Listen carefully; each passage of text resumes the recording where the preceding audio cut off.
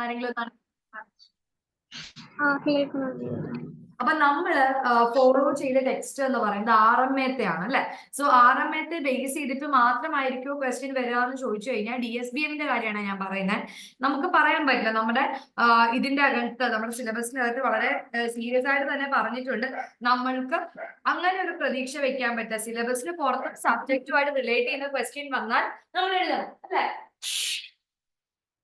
ചിലപ്പോ കുറച്ച് ചോദ്യങ്ങളൊക്കെ ഈ പറയുന്ന പോലെ PSC പിന്നീട് നമുക്കൊരു കൺസെഷൻ തരും. സിലബസിന് അപ്പുറത്തേക്ക് ഒരു ചോദ്യം വന്നിട്ടുണ്ടെങ്കിൽ ചില സമയങ്ങളിൽ പിന്നീട് നമുക്ക് അവര് അതിപ്പോ ഡ്രഗ് ഇൻസ്പെക്ടർ എക്സാമിനകത്ത് ഒരു 2-3 ക്വസ്റ്റ്യൻസ് ഔട്ട് ഓഫ് സിലബസ് എന്ന് പറയാൻ പറ്റില്ല, പക്ഷെ കുറച്ച് കൺഫ്യൂഷൻസ് ഉണ്ടാക്കിയ 2-3 ക്വസ്റ്റ്യൻസ് PSC എടുത്ത് മാറ്റിയിരുന്നു.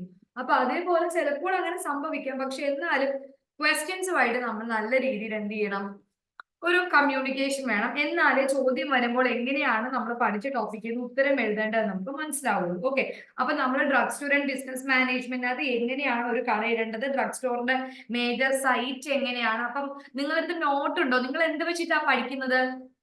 DSBM എങ്ങനെയാ പഠിക്കുന്നത് എന്ന് പറയാമോ? ആ സ്ലൈഡ് വെച്ചിട്ടാണോ പഠിക്കുന്നത്? എങ്ങനെയാ പഠിക്കുന്നത്? ആരെങ്കിലും ഒന്ന് അൺമ്യൂട്ട് ചെയ്ത് പറഞ്ഞേ. നിങ്ങൾ സ്ലൈഡ് എല്ലാരും ഒന്ന് പറഞ്ഞേ. ഹരിയ, ശരണ്യ, അഞ്ജന ഒന്ന് പറഞ്ഞേ. നിങ്ങൾ എന്താ പഠിക്കുന്നത്? എങ്ങനെയാ പഠിക്കുന്നത്? ടെക്സ്റ്റ് ഉണ്ട്. നേരത്തെ ഉണ്ടല്ലോ കയ്യില്. Okay okay. അപ്പം ഞാനിപ്പോ പറയുമ്പോഴാണെങ്കിലും നിങ്ങൾ ഓൾറെഡി ടെക്സ്റ്റിൽ മാർക്ക് ചെയ്തിട്ടുണ്ടാവും. അപ്പം അത് വീണ്ടും ക്വസ്റ്റ്യൻ കാണുമ്പോൾ വീണ്ടും അതിനെ എടുത്ത് പഠിക്കുക. ഇനി അങ്ങനെയല്ല, ഞാനിപ്പോ ക്വസ്റ്റ്യൻ വായിക്കാൻ പോവാണ്. അപ്പം കയ്യിൽ ഒരു റഫ് നോട്ട് എടുത്ത് വെക്കുക. ആ റഫ് നോട്ടിനകത്ത് ക്വസ്റ്റ്യൻസ് മാർക്ക് ചെയ്ത് പോവാ. ഞാൻ ക്ലാസ്സിന് ശേഷം ഇതിന്റെ മീൻസ് ഫോട്ടോസ് ഞാൻ നമ്മുടെ ഗ്രൂപ്പിൽ ഇടാം. ഓക്കെ, ഞാൻ DSBM ആണ് ഇപ്പം ഡിസ്കസ് ചെയ്യാൻ പോകുന്നത്. DSBMന്റെ ക്വസ്റ്റ്യൻ ആൻസർ ആണ് ഞാൻ ഡിസ്കസ് ചെയ്യാൻ പോകുന്നത്. ചിലപ്പോൾ ചില ചോദ്യങ്ങൾ നമുക്ക് ചിലപ്പോൾ പുതിയതായിരിക്കാം. ഓക്കെ, പക്ഷെ നമുക്ക് എങ്ങനെ അതിനെ ആൻസർ ചെയ്യണം എന്നുള്ളതാണ് നമ്മൾ നോക്കുന്നത്. ഓക്കെ, സോ ഫസ്റ്റ് ക്വസ്റ്റ്യൻ എന്ന് പറയുന്നത് മെയിൽ ഓർഡർ ബിസിനസ് എന്ന് പറയുന്നത് എന്തിനെയാണ് എന്നാണ് ചോദ്യം. MAIL mail order business. Okay, mail order business എന്ന് പറയുന്നത് ഏതിനെയാണ്? ഹോൾസെയിലിനെയാണോ, റീറ്റെയിലിനെയാണോ, ഡയറക്റ്റ് സെല്ലിംഗ് ട്രേഡിനെയാണോ, അതോ റീറ്റെയിൽ ട്രേഡിനെയാണോ എന്നാണ് ചോദ്യം. ഓക്കെ, സോ ഹോൾസെയിൽ ട്രേഡ് ആണോ, അതോ റീറ്റെയിൽ ട്രേഡ് ബൈ പോസ്റ്റ് ആണോ, ഡയറക്റ്റ് സെല്ലിംഗ് ട്രേഡ് ആണോ, അതോ റീറ്റെയിൽ ട്രേഡ് ആണോ? ഈ 4 ഓപ്ഷനകത്ത് മെയിൽ എന്ന വേർഡിന് എന്താ അർത്ഥം? ഒരു സാധനം ഒരിടത്തുനിന്ന് മറ്റൊരിടത്തേക്ക് അയക്കുന്നതിനാണല്ലേ യൂഷ്വലി നമ്മൾ മെയിൽ എന്ന വാക്കുകൊണ്ട് ഉദ്ദേശിക്കുന്നത്. സോ മെയിൽ ഓർഡർ ബിസിനസ്, നിങ്ങൾ ഇതുവരെ ഈ ഒരു ഏരിയയുമായിട്ട് നിങ്ങൾക്ക് ഒരു കണക്ഷൻ വരാൻ സാധ്യതയില്ല. കാരണം നമ്മൾ പഠിച്ച ഒരു പോർഷനിലും ബിസിനസിന്റെ കുറെ ഫിനാൻസ് ആൻഡ് ബിസിനസ് കുറെ നമ്മൾ പഠിച്ചു, പക്ഷെ മെയിൽ ഓർഡർ ബിസിനസ് എന്നൊരു ടേം നിങ്ങൾ കേട്ട് കാണില്ല. അപ്പൊ ചിലപ്പോൾ ചോദ്യം വരുമ്പോൾ നിങ്ങൾക്ക് എന്താ ഒരു കൺഫ്യൂഷൻ തോന്നാം. അതുകൊണ്ടാണ് കേട്ടോ ഞാൻ ഒന്നേന്ന് എടുത്ത് പറയുന്നത്. സോ മെയിൽ ഓർഡർ ബിസിനസ് എന്ന് പറഞ്ഞാൽ നമ്മൾ മർച്ചൻഡൈസ് ചെയ്യുന്ന ഒരു മെത്തേഡ് തന്നെയാണ്. അവിടെ വിൽക്കുന്ന ആള് വിൽക്കുന്ന സാധനം ഒരു പോസ്റ്റ് വഴിയായിരിക്കും യൂഷ്വലി വിൽക്കുന്നത്. Okay, so mail order business it's a method of merchandising in the seller offer is made through mass mailing of a circular അല്ലെങ്കിൽ catalog or through an advertisement placed in a newspaper അല്ലെങ്കിൽ magazine and in which the buyer places an order by mail. മെയിലിൽ കൂടെ ആയിരിക്കും order place ചെയ്യുന്നത്. അതിനുശേഷം സാധനം എന്ത് ചെയ്യുമായിരിക്കും ചെയ്യുന്നത്? ട്രേഡ് ചെയ്തത് എന്താ? ട്രേഡ് ചെയ്യുന്നത് ഏത് വഴിയായിരിക്കും? ഒന്നെങ്കിൽ നമ്മൾ അതിനെ ഒരു പോസ്റ്റ് വഴിയായിരിക്കും. നമ്മുടെ യൂഷ്വലി നമ്മൾ എന്താ പറയാ പോസ്റ്റ് ഓഫീസ് സർവീസ് ആലോചിച്ചാൽ മതി. ഓക്കെ, സോ അവരവിടെ എന്താ ചെയ്യുന്നത്? സാധനങ്ങളെ അവർ ഒരു വലിയ വെഹിക്കിളിനകത്ത് ഒരു സ്ഥലത്ത് നിന്ന് മറ്റൊരു സ്ഥലത്തേക്ക് എന്ത് ചെയ്യുന്നു? ട്രാൻസ്പോർട്ട് ചെയ്യുന്നു. ഓക്കെ, ഇതാണ് മെയിൽ ഓർഡർ എന്ന് പറയുന്നത്. ഓക്കെ, അപ്പം ഇതിന് കുറച്ച് പ്രൊസീജിയേഴ്സ് ഉണ്ട്. ഈ മെയിൽ ഓർഡറിനും കുറച്ച് പ്രൊസീജിയർ ഉണ്ട്. നമ്മൾ നേരത്തെ പറഞ്ഞിട്ടില്ലേ നമുക്ക് എന്തൊക്കെയാണ് ഒരു ഓർഡർ പ്ലേസ് ചെയ്ത് കഴിഞ്ഞിട്ടുള്ള ഫോർമാലിറ്റീസ് എന്തൊക്കെയാണെന്ന് നമ്മൾ പറഞ്ഞത് ഓർക്കുന്നുണ്ടോ നിങ്ങൾ? ഒരു ബിസിനസ്സിൽ നമ്മൾ ആദ്യമേ എന്ത് ചെയ്യുന്നു? വേണ്ട സാധനത്തിന്റെ ലിസ്റ്റ് നമ്മൾ നോട്ട് ഔട്ട് ചെയ്യുന്നു. അതിനുശേഷം നമുക്ക് അവൈലബിൾ ആയിട്ടുള്ള കമ്പനികൾ ഏതൊക്കെയാണ് എന്ന് വെച്ചാൽ നമ്മൾ ആ കമ്പനികളെ എല്ലാം നമ്മൾ എന്ത് ചെയ്യുന്നു? ഐഡന്റിഫൈ ചെയ്ത് ഏറ്റവും കുറച്ച് നമുക്ക് ആരാണോ ഒരു എന്താ പറയാ ഏറ്റവും കുറച്ച് റേറ്റിൽ ആ ഒരു ഡ്രഗ് പ്രൊവൈഡ് ചെയ്യുന്നത് അവരെ ആയിരിക്കും നമ്മൾ എന്ത് ചെയ്യുന്നത്? അവരെ ആയിരിക്കും നമ്മൾ ഫൈൻഡ് ഔട്ട് ചെയ്യുന്നത്. So preparation of mailing list ആണ് ഏറ്റവും ആദ്യത്തെ പോയിന്റ്. ദെൻ ആ കസ്റ്റമേഴ്സിനെ അപ്രോച്ച് ചെയ്യുക, ദെൻ അവരുടെ അടുത്ത് നിന്ന് ഓർഡർ റിസീവ് ചെയ്യുക, ദെൻ ഈ സാധനങ്ങൾ ഡിസ്പാച്ച് ചെയ്യുക, ദെൻ പേയ്മെന്റ് ഓഫ് ഗുഡ്സ്. എന്തൊക്കെയാണോ നമ്മൾ യൂഷ്വലി ഒരു ബിസിനസിന്റെ ഒരു ട്രേഡിങ്ങിനകത്ത് പഠിച്ചത് അത് തന്നെയാണ്. പക്ഷെ മെയിൽ ഓർഡർ ബിസിനസ് എന്ന് പറയുന്നത് റീറ്റെയിൽ ട്രേഡ് ആണ് ബൈ പോസ്റ്റൽ സർവീസ്. ഓക്കെ, ചോദ്യം ക്ലിയർ ആയല്ലോ?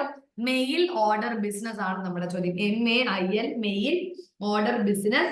നമ്മൾ നേരത്തെ പറഞ്ഞതുപോലെ തന്നെയാണ്, സാധാ ലിസ്റ്റ് പ്രിപ്പയർ ചെയ്തതിന് പകരം മെയിൽ ചെയ്യേണ്ട ഒരു ലിസ്റ്റ് ആയിരിക്കും നമുക്ക് കിട്ടുന്നത്. മെയിൽ ചെയ്ത് കിട്ടുന്ന ഒരു ലിസ്റ്റ് ആയിരിക്കും സാധനങ്ങളെ നമ്മൾ പോസ്റ്റ് വഴി അയച്ചു കൊടുക്കുന്നു.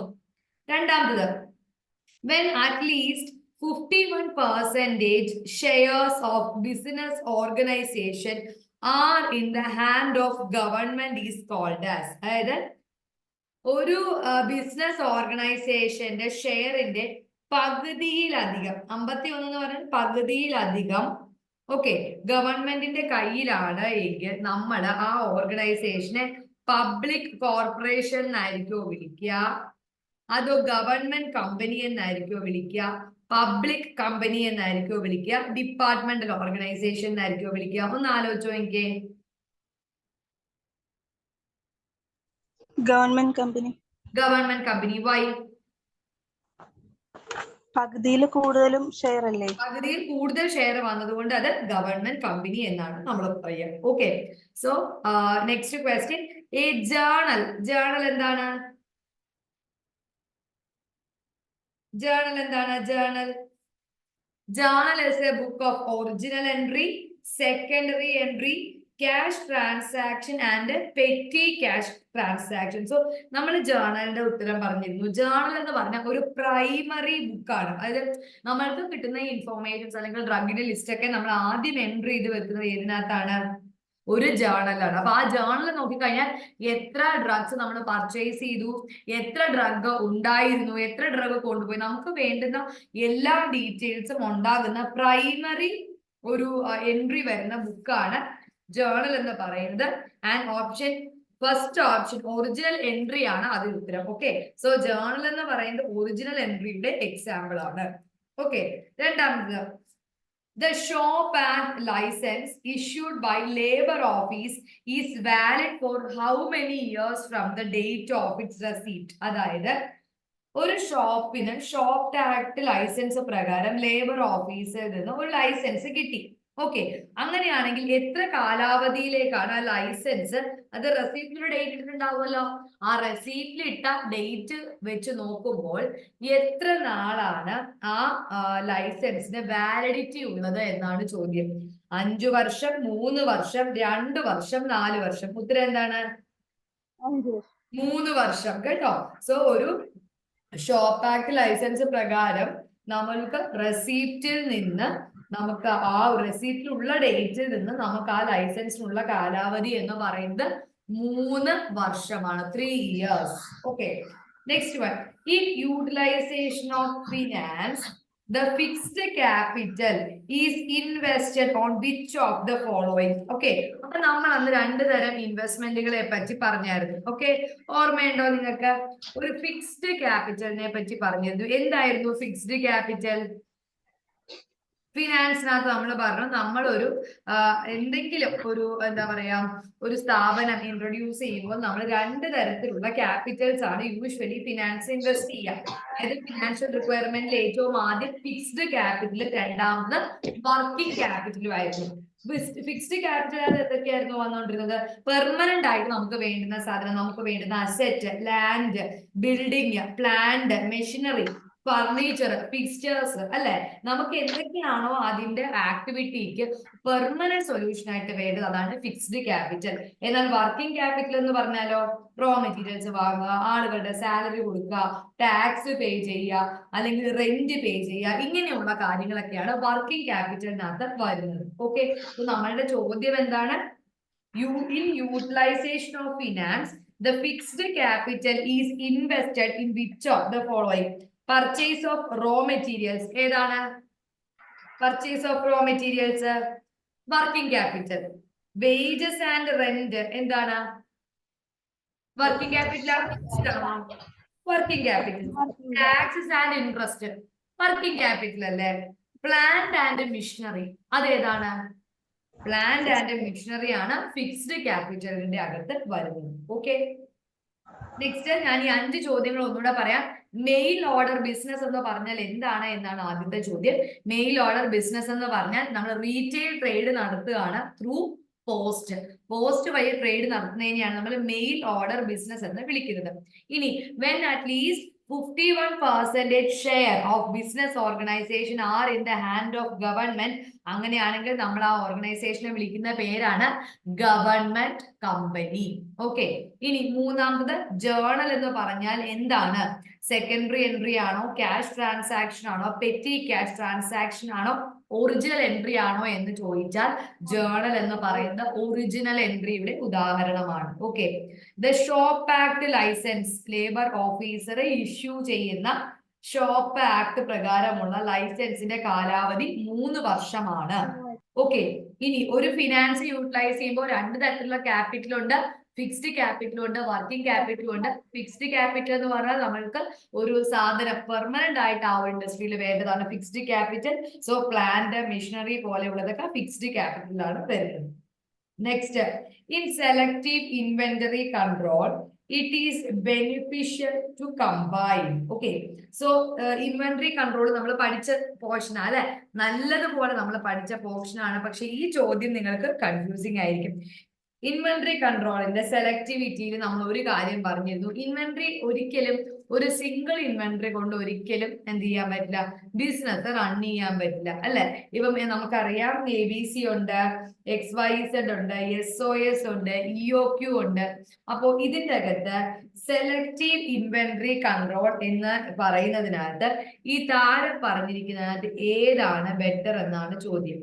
Okay, so selective inventory control ആണ് ഞാൻ പറയുന്നത്.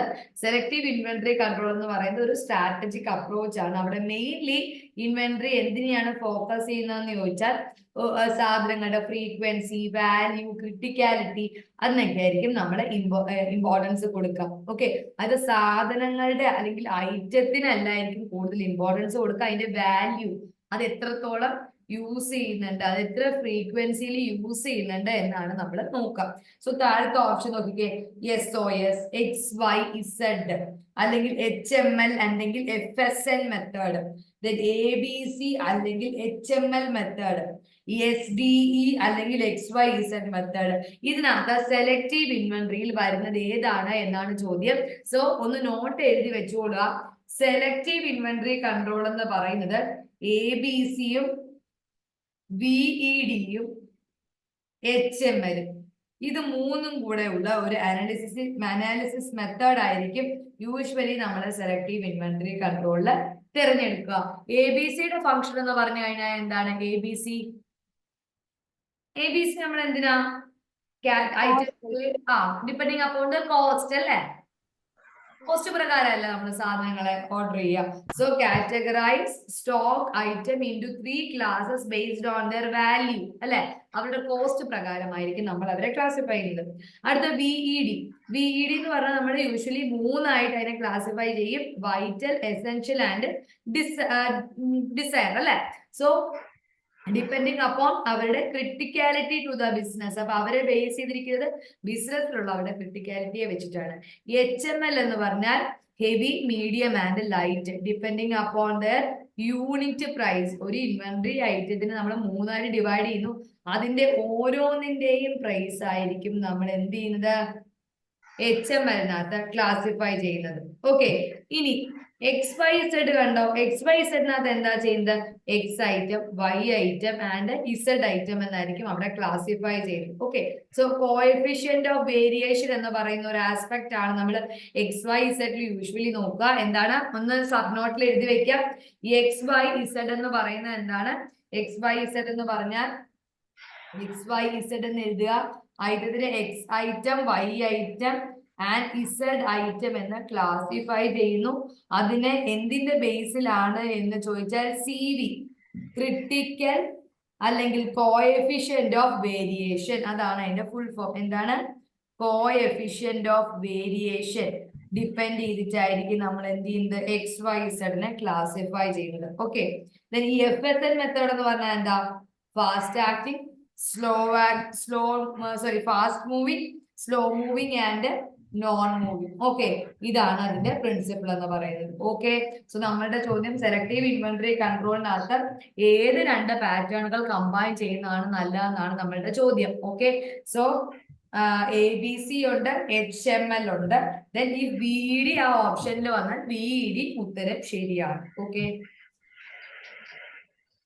നെക്സ്റ്റ് നമ്മൾ 7th ക്വസ്റ്റ്യൻ ആണ് നോക്കുന്നത്. Which of the following is the function of a clearing and forwarding agent. Okay, so clearing അല്ലെങ്കിൽ ഫോർവേഡിംഗ് ഏജന്റിനെ പറ്റിയാണ് പറയുന്നത്.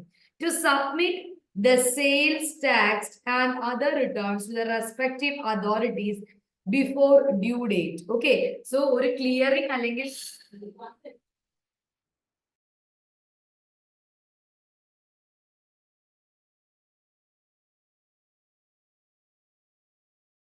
ഒരു 5 minutes ഒന്ന് ബ്രേക്ക് ചെയ്യണേ, ഒരു 5 minutes.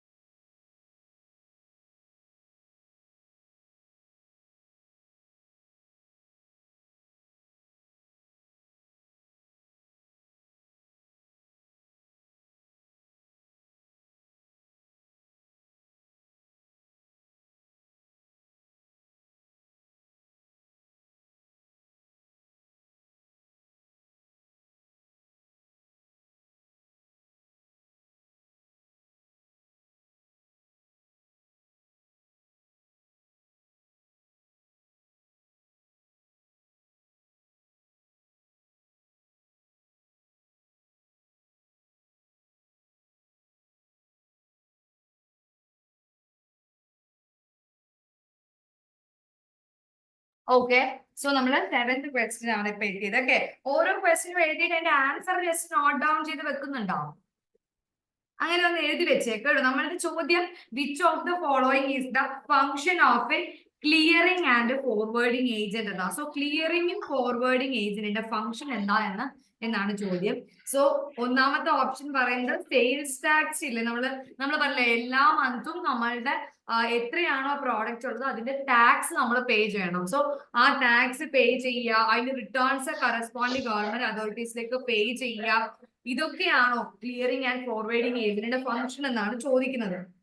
ഓക്കെ, ഓപ്ഷനിൽ വേറെയും പല ഉത്തരങ്ങൾ വരാം. അതായത് നമ്മൾ ഓൾറെഡി എടുത്ത സാധനങ്ങൾ റിട്ടേൺ ചെയ്യുക, അതിന്റെ റീപ്ലേസ്മെന്റ്, കമ്പനിയുടെ ഒരു പോളിസി പ്രകാരമുള്ള അതിന്റെ റീപ്ലേസ്മെന്റ്, അതേപോലെ സൂപ്പർ ഡിസ്ട്രിബ്യൂട്ടർ എന്നുള്ള പർച്ചേസ് ആണോ, അല്ലെങ്കിൽ ചെറിയ ടെറിട്ടറീസിലേക്ക് വേണ്ടിയുള്ള പർച്ചേസ് ആണോ, അല്ലെങ്കിൽ ആഡിക്വേറ്റ് സ്റ്റോക്ക് മെയിൻറ്റെയിൻ ചെയ്യാനുള്ള ഫംഗ്ഷൻ ആണോ എന്ന് പല രീതിയിലുള്ള ക്വസ്റ്റ്യൻസ് വരാം.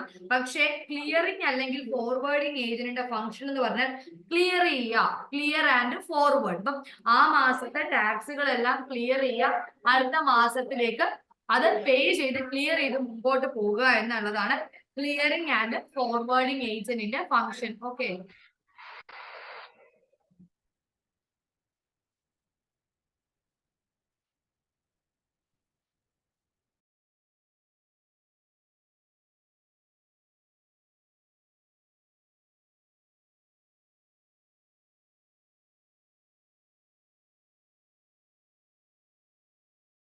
ഓക്കെ.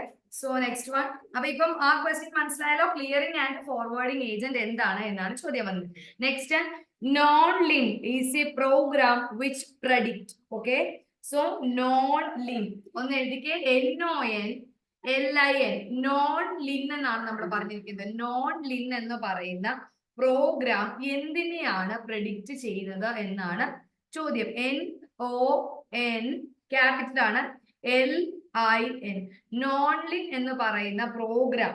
ഓക്കെ, പ്രോഗ്രാം എന്തിനെയാണ് പ്രഡിക്റ്റ് ചെയ്യുന്നത് എന്നാണ് ചോദ്യം. ഓക്കെ, ഒന്ന് ഗസ് ചെയ്യാമോ? ഞാൻ ഓപ്ഷൻസ് വന്നാൽ stock position and shelf life, batch number and date of expiry, utilisation and date of expiry, pharmacokinetic parameters. എന്താണ് പറയാൻ പറ്റുന്നുണ്ടോ? നോൺ ലീൻ എന്ന് പറഞ്ഞാൽ കേട്ടിട്ടുണ്ടോ? നോൺ ലീനിയർ കൈനറ്റിക്സ് എന്നൊക്കെ കേട്ടിട്ടുണ്ടോ? നോൺ ലീനിയർ കൈനറ്റിക്സ് എന്ന് കേട്ടിട്ടുണ്ടോ? ഇല്ല, അറിയില്ല അല്ലെ. സോ നോൺ ലീനിയർ കൈനറ്റിക്സിന്റെ ഒരു ചെറിയ ഷോർട്ട് ഫോം ആണ് നോൺ ലിൻ എന്നുള്ളത്. അത് ഫാർമക്കോ കൈനറ്റിക് പാരാമീറ്റേഴ്സിനെയാണ് കാണിക്കുന്നത്. എന്താണ് ഫാർമക്കോ കൈനറ്റിക് പാരാമീറ്റേഴ്സ്, എന്തൊക്കെയാണ് ഫാർമക്കോ ഡൈനാമിക് പാരാമീറ്റേഴ്സ് ഒന്ന് പറഞ്ഞേ. ഫാർമക്കോ കൈനറ്റിക് എന്ന് പറയുന്നത് ADME, absorption, distribution, metabolism, excretion. കോളേജിൽ വരുന്ന ടോപ്പിക്കാണ്, എന്നാലും ഒന്ന് പറഞ്ഞു പോവാം. So absorption, distribution, metabolism and kinetics ആണ് ഫാർമക്കോ കൈനറ്റിക് പാരാമീറ്റേഴ്സ് ആയിട്ട് വരുന്നത്. സോ നോൺ ലീനിയർ എന്ന് പറഞ്ഞാൽ നോൺ ലീനിയർ കൈനറ്റിക്സ് എന്ന വേർഡിന്റെ ഒരു ഷോർട്ട് ആയിട്ടാണ് ഉദ്ദേശിക്കുന്നത്. അത് ഫാർമക്കോ കൈനറ്റിക് പാരാമീറ്റേഴ്സിന്റെ ഒരു അതിനെ പ്രഡിക്റ്റ് ചെയ്യുന്ന ഒരു ഫോമാണ്. Okay, then net profit refers to. അടുത്ത ചോദ്യമാണ്, നെറ്റ് പ്രോഫിറ്റ് എന്ന് പറയുന്നത് എന്താണ് എന്നാണ് ചോദ്യം. നെറ്റ് പ്രോഫിറ്റ് എന്താ? നെറ്റ് പ്രോഫിറ്റ് ഒന്ന് പറഞ്ഞേ. നമ്മുടെ കയ്യിലുള്ള പൈസയാണോ, അല്ലെങ്കിൽ നമ്മൾ ചെലവാക്കുന്നത് മുമ്പ് നമ്മുടെ കയ്യിലുള്ള ബെനിഫിറ്റ് ആണോ, അതോ കച്ചവടം കഴിയുമ്പോൾ നമുക്ക് ബെനിഫിറ്റ് ഒന്നും കിട്ടിയില്ല എന്ന് പറയുന്നതിനാണോ, അതോ എല്ലാ ചെലവുകളും കഴിഞ്ഞ് നമ്മുടെ കയ്യിലുള്ള പൈസയാണോ? എന്താണ് നെറ്റ് പ്രോഫിറ്റ് എന്ന് പറയുന്നത്? ഒന്ന് ആലോചിച്ചിട്ട് പറഞ്ഞേ. Net profit, cash on hand, cash after expense, cash prior to expense, zero profit. ഒന്ന് പറഞ്ഞേ.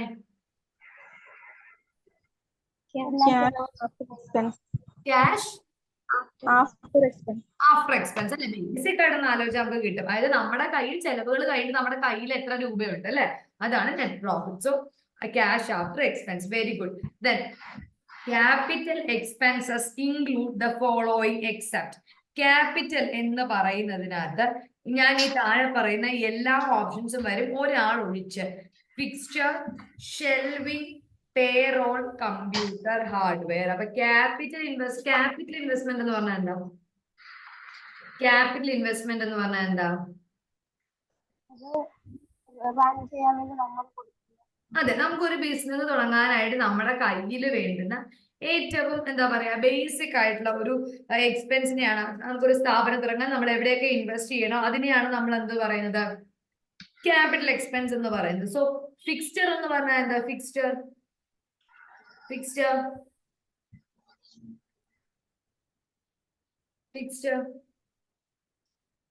അതായത് ഇപ്പം എന്താ പറയാ, ഇപ്പൊ നമ്മൾ ഒരു ബിസിനസ് സ്റ്റാർട്ട് ചെയ്യാൻ പോവാണേ. അപ്പൊ അങ്ങനെയാണെങ്കിൽ നമ്മൾ പല സ്ഥലങ്ങളിലായിട്ടായിരിക്കും യൂഷ്വലി ബിസിനസ് നടത്തുക. ഇല്ല, ഏതെങ്കിലും ഒരു പർട്ടിക്കുലർ സ്ഥലത്ത് ഫിക്സ് ചെയ്തുകൊണ്ടായിരിക്കും. സോ ബിസിനസ് ഫിക്സ്ചർ എന്ന് പറയുന്നത് ഇത്രയേ ഉള്ളൂ. ഏതെങ്കിലും ഒരു ഐറ്റം അല്ലെങ്കിൽ എന്തെങ്കിലും ഒരു എന്താ പറയാ ടാഞ്ചിബിൾ ആയിട്ടുള്ള ഒരു പ്രോപ്പർട്ടി അത് പെർമനന്റ്ലി അറ്റാച്ച്ഡ് ആയിരിക്കുക. ചിലപ്പം ഒരു സ്ഥലമാകാം, അല്ലെങ്കിൽ ഒരു ബിൽഡിംഗ് ആകാം, അല്ലെങ്കിൽ ഒരാള് എന്താ പറയാ റെന്റിന് തരുന്ന ഒരു സ്ഥലമാകാം, എന്തുമായിക്കോട്ടെ അത് ഫിക്സ്ഡ് ആയിരിക്കും. ഓക്കെ, ഇപ്പം ഒരു കടമുറി എടുക്കുകയാണെങ്കിൽ ആ കടമുറി ഫിക്സ്ഡ് അല്ലേ, അതിങ്ങനെ ഓരോ മാസവും നമ്മൾ അതിനകത്ത് റോ മെറ്റീരിയൽ പോലെ ഇൻവെസ്റ്റ്മെന്റ് വരുത്തേണ്ട ആവശ്യമില്ലല്ലോ. സോ ഫിക്സ്ചർ എന്ന് പറയുന്നതും ഷെൽവിങ് എന്ന് പറയുന്നതും കമ്പ്യൂട്ടർ ഹാർഡ്വെയർ എന്ന് പറയുന്നതും എല്ലാം എന്താണ്? നമ്മൾ ഒരു ക്യാപിറ്റൽ, ബിസിനസ് ക്യാപിറ്റൽ ഇംപ്ലിമെന്റ് ചെയ്യുമ്പോൾ തന്നെ നമ്മൾ എന്ത് ചെയ്യുന്ന മേഖലകളാണ് അതൊക്കെ. നമ്മൾ ബിസിനസ് സ്റ്റാർട്ട് ചെയ്യുമ്പോൾ തന്നെ ഈ പറയുന്ന സാധനത്തിനകത്തൊക്കെ നമ്മൾ എന്ത് ചെയ്യും? ഇൻവെസ്റ്റ്മെന്റ് നടത്തും അല്ലെ. സോ ഷെൽവിങ് എന്ന് പറഞ്ഞാലും അത് തന്നെയാണ്. ഒരു പ്രത്യേകിച്ച് എന്താ പറയാ എക്സ്പ്ലനേഷൻസ് ഒന്നും പറയാനില്ല അതിനകത്ത്. നമ്മൾ എവിടെയാണോ ഒരു ബിസിനസ് സ്റ്റാർട്ട് ചെയ്യുന്നതിന്റെ ആ റാക്ക് അറേഞ്ച്മെന്റ്സ് അല്ലെങ്കിൽ എന്തൊക്കെയാണോ ആ എന്താ പറയുക മർച്ചൻഡൈസ് ചെയ്യാൻ വേണ്ടി നമ്മൾ ഡിസ്പ്ലേക്ക് ഉപയോഗിക്കുന്നത്. അപ്പം ഒരു ഫാർമസി എടുത്ത് റീറ്റെയിൽ ഫാർമസി എടുത്തു കഴിഞ്ഞാൽ അവിടെ റീറ്റെയിൽ ഷെൽവിങ് ആയിരിക്കും. അത് റീറ്റെയിൽ ആയിട്ട് സാധനങ്ങൾ ഇങ്ങനെ ഡിസ്പ്ലേ ചെയ്തിട്ടായിരിക്കും ഉണ്ടാവുക അല്ലെ. സാധനങ്ങൾ പെട്ടെന്ന് വിൻഡോ ഡിസ്പ്ലേ ആയിരിക്കും അവിടെ കൂടുതലായിട്ട് ഉണ്ടാവുക. എന്നാൽ ഒരു സ്റ്റോർ എടുത്തു കഴിഞ്ഞാലും അവിടെ സാധനങ്ങൾ ഡിസ്പ്ലേ ആയിട്ടുണ്ടാവുമോ? ഇല്ല, അവിടെ സാധനങ്ങൾ ഏതെങ്കിലും ഒരു മൂലയിൽ അടുക്കി വെച്ചിട്ടുണ്ടായിരിക്കുമെന്നേ ഉള്ളൂ. അപ്പൊ ഷെൽവിങ് എന്ന് പറയുന്നതും സാധനങ്ങൾ സ്റ്റോക്ക് ചെയ്യുക, ഫിക്സ്ചർ പ്രോപ്പർട്ടി അല്ലെങ്കിൽ ലാൻഡിനൊക്കെ വേണ്ടി പൈസ മുടക്കുക, കമ്പ്യൂട്ടർ ഹാർഡ്വെയർ, ഇതൊക്കെ ക്യാപിറ്റൽ എക്സ്പെൻസിനകത്ത് വരുന്നതാണ്. ഒരു കാര്യം ഒഴിച്ച് എന്താണ്? പേറോൾ. ഓക്കെ, എന്താണ്? പേറോൾ. ഓക്കെ, അടുത്ത scanning for drug process and stock level would be accomplished with which device? Okay, so scanning ഒരു ഡ്രഗ് പ്രോസസ്സിനെ സ്കാൻ ചെയ്യുക, അതിന്റെ സ്റ്റോക്ക് ലെവൽ അറിയുക, ഇതൊക്കെ നമ്മൾ ഏത് ഡിവൈസ് വെച്ചിട്ടാണ് ഐഡന്റിഫൈ ചെയ്യാന്നാണ് ചോദ്യം. Zip drive, barcode reader, modem and compiler. Okay, so നമ്മളത് പറഞ്ഞപ്പോഴേ അന്ന് പറഞ്ഞ കാര്യങ്ങൾ ആലോചിക്കാം. അന്ന് നമ്മൾ പറഞ്ഞു സൂപ്പർ മാർക്കറ്റ്സിലൊക്കെ ഉള്ള ഒരു സിസ്റ്റം ആണെന്ന് പറഞ്ഞു. എല്ലാ സാധനങ്ങൾക്കും എന്തുണ്ടാവും? ഒരു ബാർകോഡ് പോലത്തെ ഒരു സാധനം ഉണ്ടാവും. ആ ബാർകോഡ് റീഡ് ചെയ്തിട്ടായിരിക്കും നമ്മൾ എന്തറിയാം? ഡ്രഗ് വിൽക്കുന്നതും ബാക്കി എത്ര സ്റ്റോക്ക് ഉണ്ട് എന്ന് മനസ്സിലാക്കുന്നതും അത് യൂസ് ചെയ്തിരിക്കും. സിപ്പ് റീഡർ എന്താണെന്നറിയോ? Zip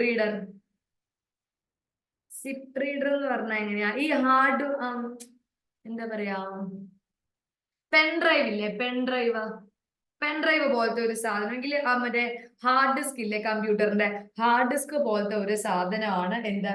zip drive. ഓക്കെ, ആ ഡ്രൈവ് എന്ന് വേർഡ് ഹാർഡ് ഡ്രൈവ് പോലത്തെ ഒരു സാധനമാണ് സിപ്പ് ഡ്രൈവ് എന്ന് പറയുന്നത്.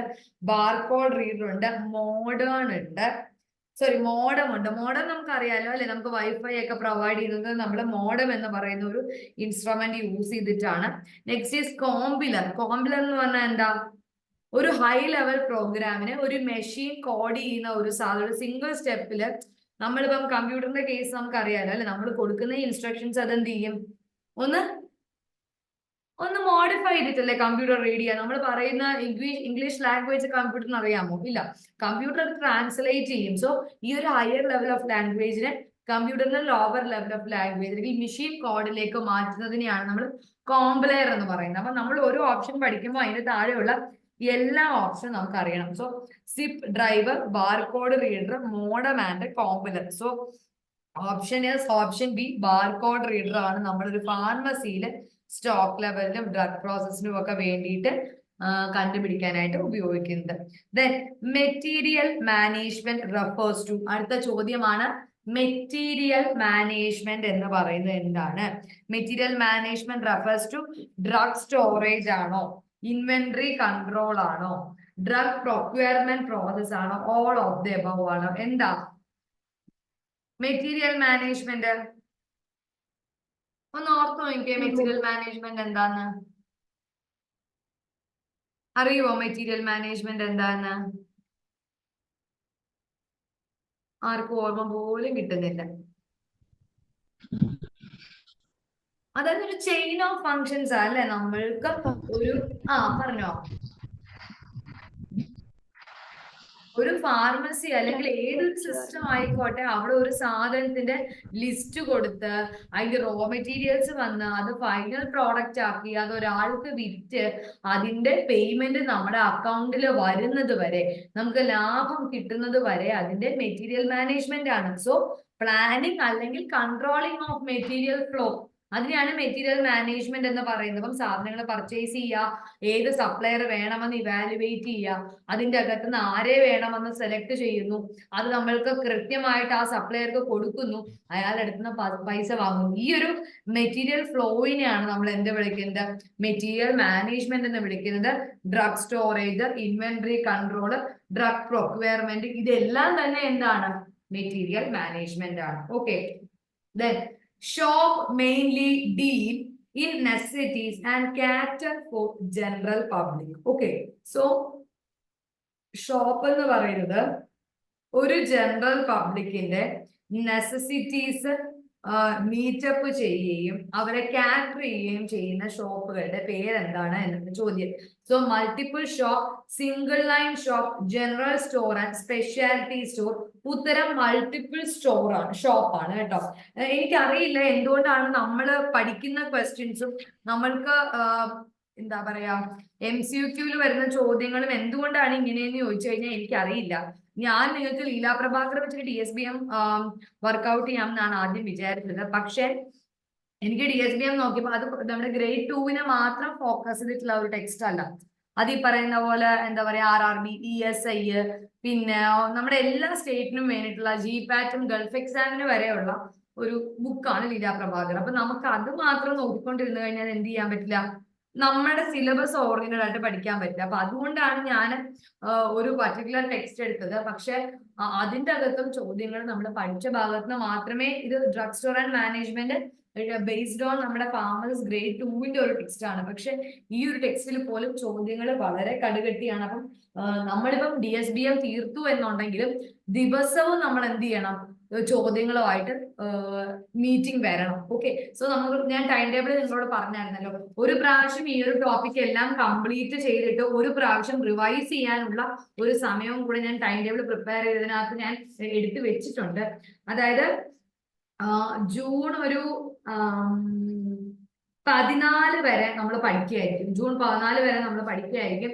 ജൂൺ 15 ഇതുവരെ പഠിച്ച പോർഷൻസ് നമുക്കൊന്ന് ജൂൺ 14, 15 മുതൽ ജൂൺ 19 വരെ നമ്മൾ കംപ്ലീറ്റ് റിവിഷൻ ആണ് കേട്ടോ. പിന്നീട് അങ്ങോട്ടുള്ള ഒരു 4 ദിവസമാണ് നമുക്ക് കിട്ടുക. ഓക്കെ, ജൂൺ 20 പരീക്ഷ എന്നാണ് നമ്മൾ പ്രതീക്ഷിക്കുന്നത്. അപ്പൊ ആ ഒരു 4 ദിവസം 15, 16, 17, 18, ജൂൺ 19 അത്രയും ദിവസങ്ങൾ നമുക്ക് ഈ പഠിച്ച കാര്യങ്ങൾ റിവൈസ് ചെയ്യുക എന്നല്ലാതെ പുതിയൊരു സാധനവും പഠിക്കാനുള്ള സമയം കിട്ടത്തില്ല. അപ്പൊ നമുക്ക് ടൈം ടേബിൾ ഞാൻ പ്രിപ്പയർ ചെയ്ത് വെച്ചിരിക്കുന്ന പ്രകാരം ജൂൺ 14 വരെയും പഠിക്കാനുള്ള സാധനം നമുക്കുണ്ട്. അതിൻ്റെ അകത്ത് ജൂൺ ഒരു ജൂൺ 1 മുതൽ റിവിഷൻ എന്ന രീതിയിലാണ് ഞാൻ പ്ലാൻ ചെയ്തിരിക്കുന്നത്. എത്രത്തോളം പോസിബിൾ ആവുമെന്ന് എനിക്കറിയില്ല, കാരണം നമുക്ക് പോർഷൻസ് പെൻഡിങ് ഉണ്ട്. അപ്പൊ നമുക്കിപ്പോ DSBMന് ഒരു 15 ചോദ്യം കൊണ്ട് ഞാനിപ്പം സ്റ്റോപ്പ് ചെയ്യാണ്. അല്ലെങ്കിൽ ഒരു 20 ക്വസ്റ്റ്യൻസ് വരെ പറ്റുമോ നോക്കട്ടെ, കുറച്ച് ഫാസ്റ്റ് ആയിട്ട് പോവാം. 20 ക്വസ്റ്റ്യൻസ് വരെ വായിച്ചു നിർത്തിയിട്ട് ബാക്കി നമുക്ക് അടുത്ത ഒരു പോർഷന്റെ തിയറി എടുക്കാം കേട്ടോ. So, department stores are located in the center of the city to attract a large number of dash. So, department സ്റ്റോറുകള് ഒരു സിറ്റിയുടെ സെന്ററിൽ വെക്കുന്ന എന്തിനു വേണ്ടിയിട്ടാ?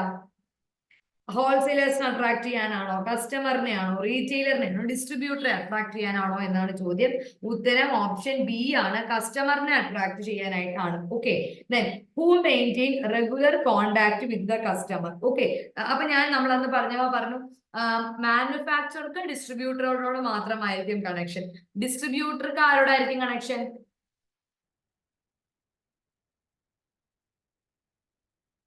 ആ ഒരു ചെയിൻ പറഞ്ഞേ. റീറ്റെയിലർക്ക് ആരോടായിരിക്കും കമ്മ്യൂണിക്കേഷൻ? കസ്റ്റമേഴ്സിനോട്. അപ്പം റെഗുലർ ആയിട്ട് കസ്റ്റമറുമായിട്ട് കോണ്ടാക്ട് വരുന്ന ആർക്കാണ് എന്ന് ചോദിച്ചാൽ എന്താണ് ഉത്തരം? Retailer. Okay, then the retailer in pharmaceutical trade is also known as chemist എന്നാണോ, pharmacist എന്നാണോ, distributor എന്നാണോ പറയുന്നത്? ഒരു ഫാർമസ്യൂട്ടിക്കൽ ട്രേഡിന്റെ അകത്ത് റീറ്റെയിലർ എന്ന് നമ്മൾ വിളിക്കുന്നത് ആരെയാണ്? അയാൾക്കൊരു കെമിസ്റ്റും ആകാം ഒരു ഫാർമസിസ്റ്റും ആകാം അല്ലെ. സോ റീറ്റെയിലർ എന്ന് പറയുന്നത് ബോത്ത് എ ആൻഡ് ബി ആണ് ഓപ്ഷൻ. ഓപ്ഷൻ ഡി വരുന്ന ഡിസ്ട്രിബ്യൂട്ടർ ആണ്. ഡിസ്ട്രിബ്യൂട്ടർ ഒരിക്കലും ഒരു കെമിസ്റ്റ് ആവണം നിർബന്ധമില്ല, ഒരു ഫാർമസിസ്റ്റ് ആവണമെന്നും നിർബന്ധമില്ല. Okay, then merchant middle man എന്ന് പറയുന്നത് ആരെയാണ്? Merchant middle man. അപ്പൊ നമ്മൾ ആ ഒരു സീരീസ് പറഞ്ഞു, മാനുഫാക്ചറർ, ഹോൾസെയിലർ, റീറ്റെയിലർ, കൺസ്യൂമർ അല്ലെ. സോ മർച്ചന്റ് മിഡിലിനകത്ത് വരുന്ന ആരൊക്കെയാ? ഹോൾസെയിലേഴ്സും റീറ്റെയിലേഴ്സും. ഓപ്ഷൻ എയും ബിയും ആണ് നമുക്ക് വരുന്നത്. ഹോൾസെയിലേഴ്സും റീറ്റെയിലേഴ്സും ആരാണ്? മിഡിൽ അല്ലെങ്കിൽ മർച്ചന്റ് മിഡിൽമെൻ ആണ്. ആരാണ്? മർച്ചന്റ് മിഡിൽമെൻ ആണ് ഓപ്ഷനകത്ത് വരുന്നത്. Next question, wholesaler is also called as. Okay, wholesaler നമ്മൾ വിളിക്കുന്നത് സ്റ്റോക്കിസ്റ്റ് എന്നാണോ, കമ്മീഷൻ ഏജന്റ് എന്നാണോ, ബ്രോക്കർ എന്നാണോ, കെമിസ്റ്റ് എന്നാണോ എന്നാണ് ചോദ്യം. കെമിസ്റ്റ് അല്ലല്ലോ എന്തായാലും. കെമിസ്റ്റ് ആരാണ്? റീറ്റെയിലർ ആണ് കെമിസ്റ്റ് അല്ലെ. അപ്പം സ്റ്റോക്കിസ്റ്റ് ആണ് ഉത്തരം. ഹോൾസെയിലർ എന്ന് പറയുന്ന മറ്റൊരു പേരാണ് എന്ത്? സ്റ്റോക്കിസ്റ്റ്. റീറ്റെയിലർക്ക് പറയുന്ന മറ്റൊരു പേരാണ് കെമിസ്റ്റ് അല്ലെങ്കിൽ pharmacist. Okay, next question, itinerant retailer operate its business from moving place to place, street stall, general store to another place, fixed premises. Okay, നമ്മളുടെ ചോദ്യം ഞാൻ ഒന്നുകൂടെ വായിക്കാം. itinerant,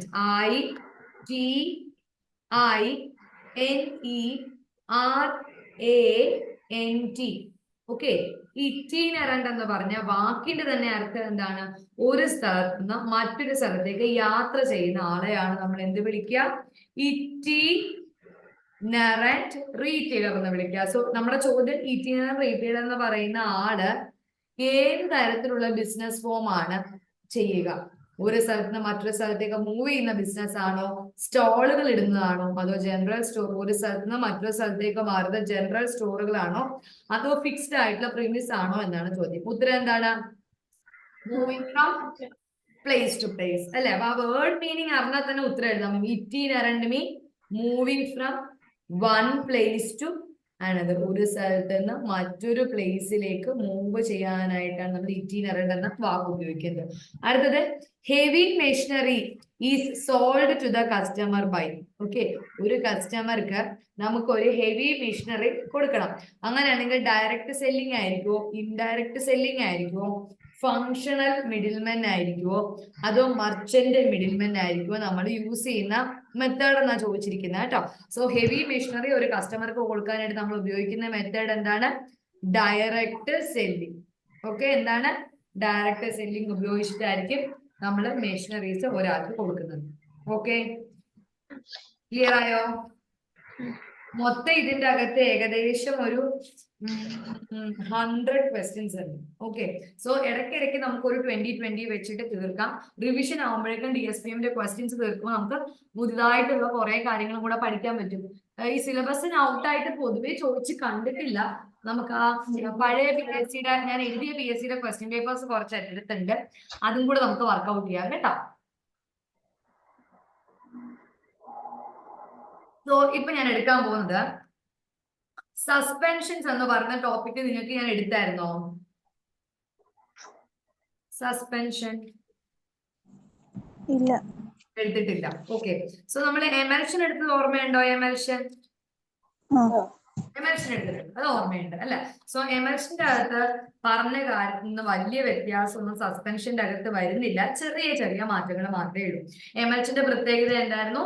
2 ഫേസുള്ള ഒരു സോളിഡ് ഓസേജ് ഫോം ആയിരുന്നു, രണ്ടും ലിക്വിഡ് ആയിരുന്നു, ഒന്നിനകത്ത് ലയിച്ചായിരിക്കും നമ്മൾ പ്രിപ്പയർ ചെയ്യുക. അത് സ്റ്റേബിൾ ആക്കി നിർത്താനായിട്ട് നമ്മൾ യൂസ് ചെയ്യുന്ന ഏജന്റിന്റെ പേരെന്തായിരുന്നു? എമൽസിഫൈങ് ഏജന്റ് അല്ലെ. നമ്മൾ അതിനെ സ്റ്റേബിൾ ആക്കി നിർത്താൻ വേണ്ടി ഉപയോഗിക്കുന്ന ഏജന്റ് ആണ് emulsifying agent. Okay, next one is suspension. അടുത്തത് നമ്മൾ പറയാൻ പോകുന്നത് സസ്പെൻഷനെ പറ്റിയിട്ടാണ്. So suspensions are biphasic liquid dosage form of medicament in which finely divided solid particles ranging from 0.5 to 5 micron are dispersed in a liquid അല്ലെങ്കിൽ semi solid vehicle. ഞാൻ slide ഉണ്ട്, നിങ്ങൾ ഒരു മിനിറ്റ് ഇപ്പൊ നിങ്ങൾക്ക് നോട്ട് ഷെയർ ചെയ്യാൻ എന്റെ കയ്യിൽ ഉണ്ടെങ്കിൽ ഞാൻ ചെയ്യാം. ഞാൻ ചെയ്ത് വെച്ചതോടെ എന്റെ അടുത്ത് ഉണ്ട്. നോക്കട്ടെ, കയ്യിലുണ്ടോ നോട്ട്? ഞാൻ അയച്ചു തന്നിരുന്നോ നിങ്ങൾക്ക് സസ്പെൻഷൻ കുട്ടികളെ?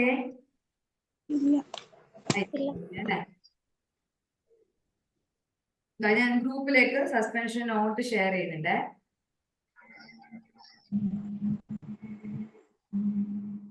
ഞാനിപ്പോ എടുക്കുന്ന ടെക്സ്റ്റിന്റെയും PDF ഞാൻ അയച്ചിട്ടുണ്ട് കേട്ടോ. So I M following RM Mehta. നമുക്ക് അതാണ് ഏറ്റവും സിമ്പിൾ ആയിട്ട് ടോപ്പിക്സ് തീർക്കാൻ പറ്റുന്ന ഒരു ക്വസ്റ്റ്യൻ. കുറച്ച് ക്വസ്റ്റ്യൻസ് ഉണ്ട് നമുക്ക് ചാപ്റ്റർ കഴിഞ്ഞിട്ട് ഡിസ്കസ് ചെയ്യാൻ കേട്ടോ. സോ അപ്പൊ നമുക്ക് നോക്കാം.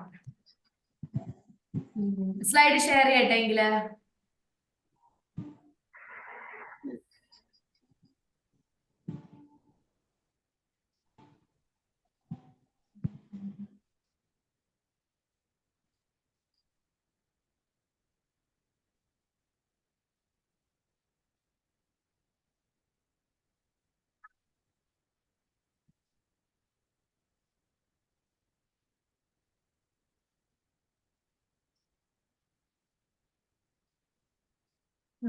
ഞാൻ സ്ലൈഡ് ഷെയർ ചെയ്തിട്ടുണ്ട്, കാണാൻ പറ്റുന്നുണ്ടോ? ഓക്കെ. സോ ഇതാണ് നമ്മൾ ഇന്ന് പഠിക്കാൻ പോകുന്ന ടോപ്പിക്, സസ്പെൻഷൻസ്, എമൽഷൻസ്. ഒരുപാട് സമയം എടുത്താൽ നമ്മൾ പഠിച്ചത് അല്ലെ, കുറേ സമയത്തിന്റെ എമൽഷൻ പഠിച്ച്. അപ്പൊ അതുകൊണ്ട് ഞാൻ ഈ പറയുന്ന ഡോസേജ് ഫോമിനെ പറ്റി നിങ്ങൾക്ക് ധാരണ ഉള്ളത് കൊണ്ട് തന്നെ കുറച്ച് ഫാസ്റ്റ് ആയിട്ട് പോവാണ്. സോ സസ്പെൻഷൻസ് എന്ന് പറയുന്നത് ബൈഫേസിക് ആയിട്ടുള്ള ലിക്വിഡ് ഡോസേജ് ഫോം ആണ്. അതിന്റെ പ്രത്യേകത എന്താണ്? ഒരു സോളിഡ് പാർട്ടിക്കിൾ ആയിരിക്കും നമ്മളെ ലിക്വിഡിനെ അല്ലെങ്കിൽ സെമി സോളിഡ് വെഹിക്കിളിലേക്ക് ഡിസ്പേഴ്സ് ചെയ്തിടുന്നത്. ഇതിന്റെ പാർട്ടിക്കിൾ സൈസ് പറയുന്നുണ്ട് 0.5 to 5 മൈക്രോൺ. ഓക്കെ, എത്രയാണ് പാർട്ടിക്കിൾ സൈസ്? 0.5 to 5 മൈക്രോൺ ആണ് അതിന്റെ പാർട്ടിക്കിൾ സൈസ് വരുന്നത്. എമൽഷൻസിന്റെ അകത്ത് പാർട്ടിക്കിൾ സൈസ് ഓർമ്മയുണ്ടോ? എത്രയായിരുന്നു? 0.25 to 25 മൈക്രോൺ അല്ലെ, മറക്കാൻ പാടില്ല. 0.25 to 25 മൈക്രോൺ. ഓക്കെ, ഇനി the solid particle act as a dispersed phase, whereas the liquid vehicle എന്തായിട്ട് ആക്ട് ചെയ്യും? കണ്ടിന്യൂസ് ഫേസ് ആയിട്ട് ആക്ട് ചെയ്യും. ഇനി സസ്പെൻഷൻസ് ജനറലി നമ്മൾ ഒന്നെങ്കിൽ ഓറലി ആയിരിക്കും എടുക്കുന്നത്, അല്ലെങ്കിൽ നമ്മൾ എങ്ങനെ കൊടുക്കും? പേരൻട്രൽ റൂട്ടിൽ കൊടുക്കും. ഓക്കെ, അതേപോലെ തന്നെ അവരെ നമുക്ക് ഏത് ആപ്ലിക്കേഷൻ ആയിട്ട് ഉപയോഗിക്കാം? It can also be used as external application. അപ്പൊ നമ്മൾ ഇത്രയാണ് ബേസിക് ആയിട്ട് പറയുന്നത്. സസ്പെൻഷൻ എന്ന് പറയുന്നത് ഒരു ബൈഫേസിക് ലിക്വിഡ് ഡോസേജ് ഫോം ആണ്. സോളിഡ് ഡിസ്പേഴ്സ്ഡ് ഫേസിൽ നമ്മൾ ലിക്വിഡ് അല്ലെങ്കിൽ സെമി സോളിഡ് ആയിട്ടുള്ള ഒരു ലിക്വിഡിലേക്കായിരിക്കും നമ്മൾ എന്ത് ചെയ്യുന്നത്? ഡിസ്പേഴ്സൽ ചെയ്യുന്നത്. ഓക്കെ, ഇനി അവിടെ ലിക്വിഡ് അല്ലെങ്കിൽ ലിക്വിഡ് വെഹിക്കിൾ ഒരു കണ്ടിന്യൂസ് ഫേസ് ആയിട്ടും സോളിഡ് പാർട്ടിക്കിൾസ് ഡിസ്പേഴ്സ്ഡ് ഫേസ് ആയിട്ടും ആക്ട് ചെയ്യും. 3 രീതിയിൽ സസ്പെൻഷൻസിന് ഉപയോഗിക്കാം: ഓറല്, പേരൻട്രല്, അതേപോലെ എക്സ്റ്റേണൽ ആപ്ലിക്കേഷൻസ്. ഓക്കെ, ഇനി നമ്മൾ പറഞ്ഞു പാർട്ടിക്കിൾ സൈസ് വളരെ ഇമ്പോർട്ടന്റ് ആണ് അല്ലെ സസ്പെൻഷനിൽ. അല്ലെങ്കിൽ എന്താ പറ്റുക? പാർട്ടിക്കിൾ സൈസ് കൂടുതലാണെങ്കിൽ നമ്മുടെ സ്കിന്നിലൊക്കെ അപ്ലൈ ചെയ്യുമ്പോൾ നമുക്കൊരു ഗ്രിറ്റി ഫീലിംഗ് വരും. അതേപോലെ തന്നെ പാർട്ടിക്കിൾ സൈസ് ചെറുതാണെങ്കിൽ മാത്രമേ സ്കിന്നിൽ അപ്ലൈ ചെയ്യുമ്പോൾ നല്ല ഒരു ഏരിയ കവർ ചെയ്യുകയുള്ളൂ. ഓക്കെ, ആൻഡ് ഓൾസോ നമ്മൾ പാർട്ടിക്കിൾ സൈസ് കുറയ്ക്കുമ്പോൾ സോളിഡ് മെഡിക്കാമെന്റ് പെട്ടെന്ന് തന്നെ നമ്മുടെ സ്കിന്നിലേക്ക് പെനിട്രേറ്റ് ചെയ്യുകയും ഓറലി കൊടുക്കുകയാണെങ്കിൽ അതിന്റെ ഡിസൊല്യൂഷൻ റേറ്റ്, പാർട്ടിക്കിൾ സൈസ് കുറവാണെങ്കിൽ ഡിസൊല്യൂഷൻ റേറ്റ് കൂട്ടി കിട്ടാനും സഹായിക്കും. Okay, the suspension which are meant for parenteral administration should have a particle size that can pass through the needle. അപ്പൊ parenterally സ്കിന്നിലേക്ക് അഡ്മിനിസ്റ്റർ ചെയ്യുന്നതിൻ്റെത് എന്തായിരിക്കണം? പാർട്ടിക്കിൾ സൈസ് കുറവായിരിക്കണം. Orally കൊടുക്കുന്നതിന്റെ particle സൈസും കുറവായിരിക്കണം, എന്നാലേ ഡിസൊല്യൂഷൻ ഫാസ്റ്റ് ആവുകയുള്ളൂ. ഇനി പേരൻട്രലി നമ്മൾ അഡ്മിനിസ്റ്റർ ചെയ്യുവാണെങ്കിൽ നീഡിലിൽ കൂടെ അകത്തേക്ക് കയറുവാനുള്ള ഒരു പാർട്ടിക്കിൾ സൈസ് ഉണ്ടാകാനായിട്ട് പാടുള്ളൂ. The suspension which are instilled into the eye, ഇനി കണ്ണിൽ ഉപയോഗിക്കുന്നതാണെങ്കിലോ അതിൻ്റെ അകത്ത് ഒരു തരത്തിലുള്ള പാർട്ടിക്കിൾസും ഉണ്ടാകാൻ പാടില്ല.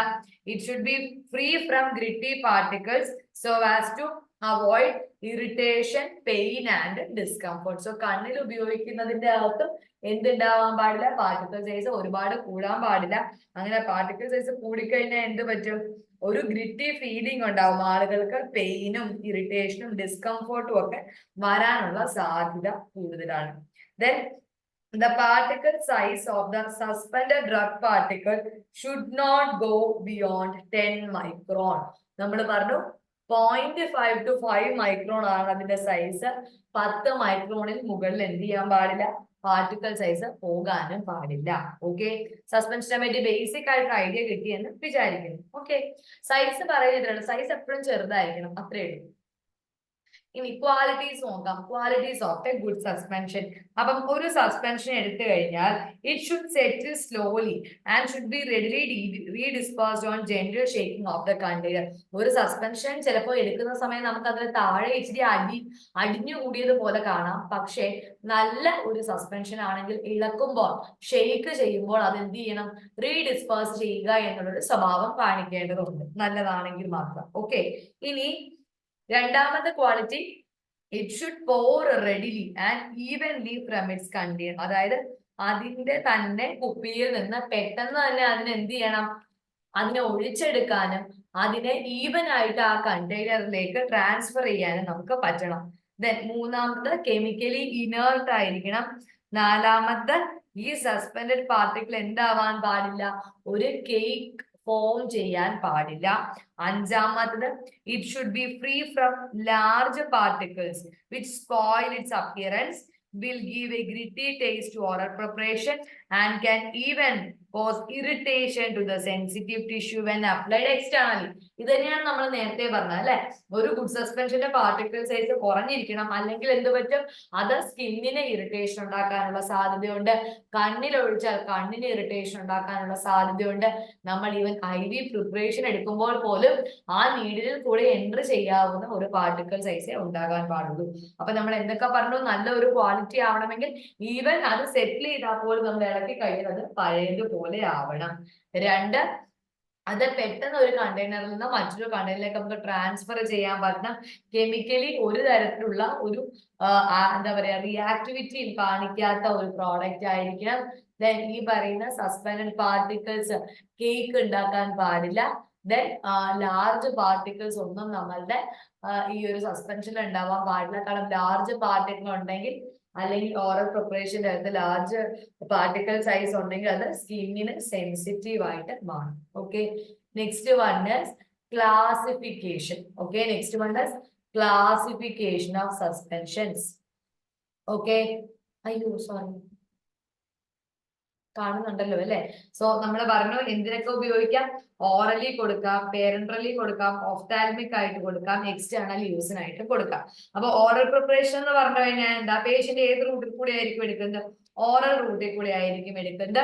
ഓറൽ സസ്പെൻഷന്റെ അകത്ത് പൊതുവെ ഒരു ഫ്ലേവറിംഗ് ഏജന്റ് ഉണ്ടാകും, ഒരു സ്വീറ്റനിങ് ഏജന്റ് ഉണ്ടാകും.